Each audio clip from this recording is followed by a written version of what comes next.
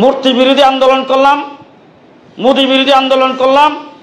আমাদের উপর যখন সরকার প্রশাসন যখন চড়াও হলো,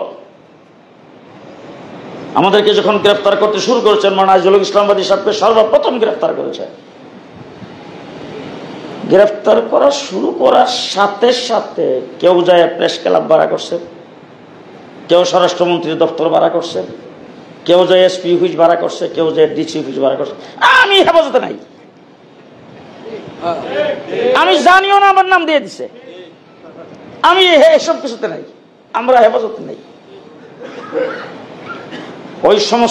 ওই সময় আমাদেরকে সরকারের তুপের মুখে ফেলে আমাদের উপর নির্যাতন নিপীড়ন হইতেছে।